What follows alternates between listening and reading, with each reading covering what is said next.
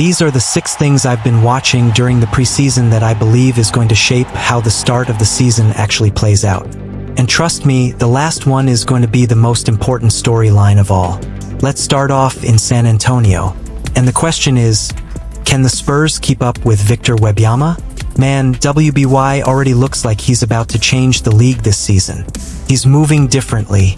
He's playing with more power, and he just looks like a guy who's about to make a leap from a phenomenal prospect to an unfair cheat code.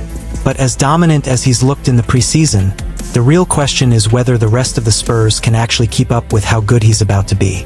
Last season, they swung big at the trade deadline, bringing in De'Aaron Fox to pair with WBY, the kind of elite scoring guard that could open up the floor.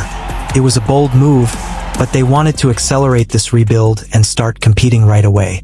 But things didn't exactly click as they hoped. Fox looked uncomfortable in the new system, way too often just standing in the corners while others were initiating the offense, and his numbers dropped down to just 19 points per game on a terrible 49% effective field goal shooting. That's not what you want from your all-star guard who's supposed to be leading your offensive engine. To make matters even worse, WBY was shut down late in the season due to blood clots found in his shoulder, which instantly killed any chance of the team being able to build some real chemistry down the stretch of last season. Now it's flipped. WBY's healthy. He's bulked up over the offseason, and he's been straight up bullying guys in the preseason. But now it's Fox who's on the shelf, missing all of training camp and pre-season due to a hamstring injury.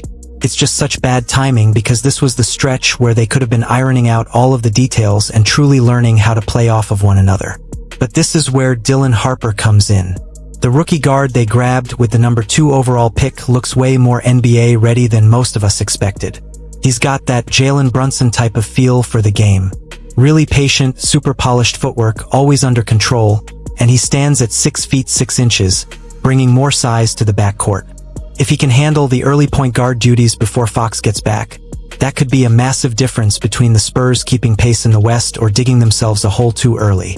But even though the Fox situation is concerning, there is still another probably larger concern for the Spurs, and that's their three-point shooting.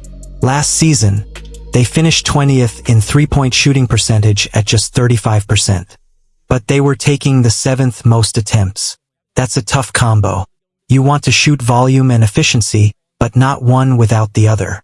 When you've got a player like Webby who's going to draw double teams nearly every possession, you need those kick-out shots to fall.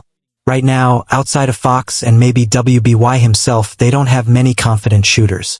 Harper and Stan Castle, last season's Rookie of the Year, both prefer to get downhill instead of spacing the floor. So, the Spurs are fascinating. They might have the most talented young core in the league. And WBY is about to do things that we have never seen before. But the question just isn't about him. It's about whether the rest of the roster can grow quickly enough around him to take advantage of just how good Victor Wembanyama is truly going to be next season. Now, let's move on to the second thing that I'm watching early in this season. And that is just how good the new look Bucks really are. Milwaukee are one of the most intriguing teams coming into this season because they've completely changed their identity. They've moved on from Damian Lillard, stretched his contract, and then brought in Miles Turner to form a new-look roster entirely built around what Giannis does best. And the question now is whether this identity, basically turning Giannis into a full-time point forward again, can actually work at the highest level. You can already tell what the plan is. The Bucks are trying to play faster than ever before, inspired by what Indiana did last season. They want to get out in transition, use Giannis as an ultimate downhill force, and generate open threes by constantly keeping defenses off balance. And when Giannis was finally able to join the team in pre-season after dealing with CO back in Greece, you could see the new approach immediately against Chicago. The starting 5 looked incredible. They were pushing the ball at every opportunity, getting into their first actions quickly, and then if they didn't get the shot they liked, they were immediately flowing into the secondary action. There wasn't any standing around, and it was just constant motion. Turner has been the glue of what makes that work. Everybody knows that he's an amazing shot blocker and one of the best three-point shooting bigs in the NBA today, but his basketball IQ is what really stands out. He's always in the right spot and he makes quick, decisive reads that keep the ball in motion. There were moments where Turner touched the ball and then was able to immediately turn it into a dribble handoff, keeping the defense off balance while keeping Milwaukee's offense in motion. That's what Milwaukee was missing last season. Quick decisions and offensive flow. The style also fits their strengths perfectly.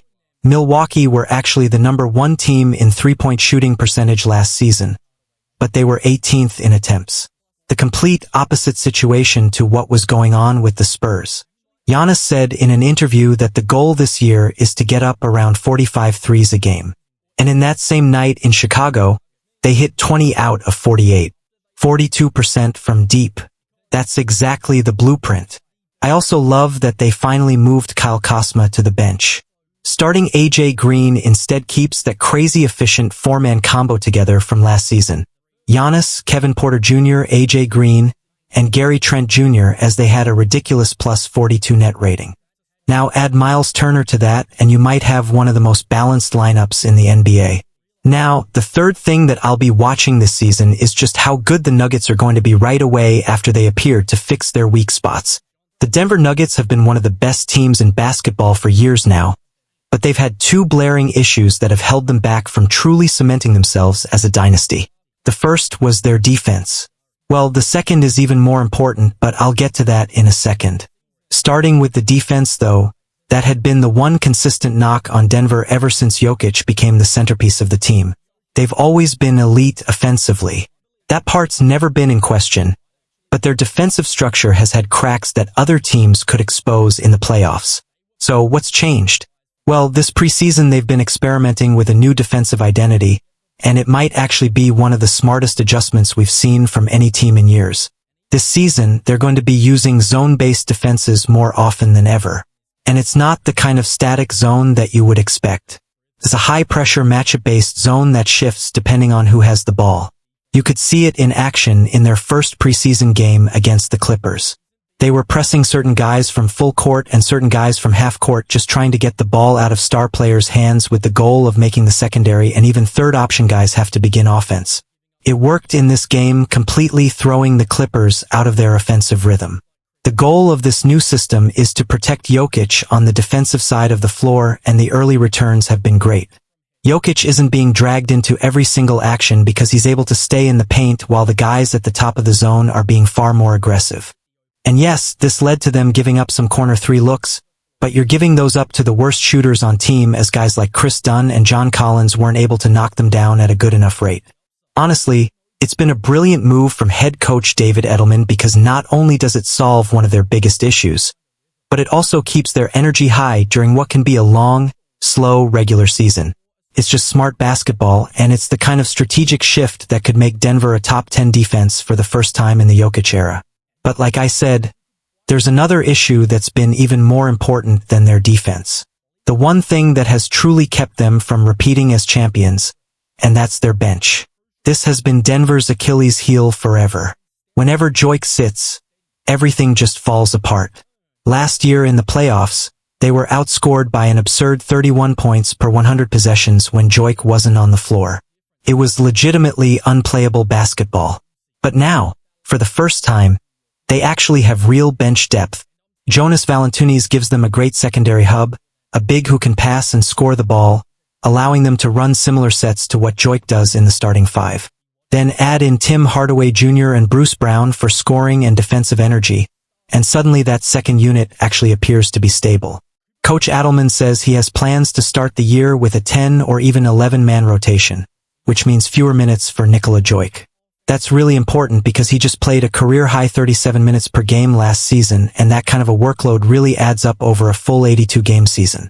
So, if they can get that down to 33 or 34 minutes a night and still maintain their level, that would be massive long-term. And the move to swap Michael Porter Jr. for Cam Johnson was also a lot smarter than people realize. Combine that with the fact that he already won the Defensive Player of the Year last season, and you've got someone who could quietly be a top 15 player in the NBA next season. Cleveland's season doesn't necessarily hinge on this early stretch, but it's still crucial if they want to be the 1 seed. If Mobley can step up and hold them steady until Garland and Strus return, I think they're going to be just fine. But if that offense stalls too early and they lose a few close games, that really could be the difference between them finishing as the 1 seed and the 2 seed where they're likely to face the New York Knicks in the conference finals. And I'm telling you right now, you want home court advantage for that series because MSG is a different environment than they used to. Now, the fifth thing I'll be watching early is whether or not Cooper Flagg can handle the pressure of being a starter on a team with real championship aspirations.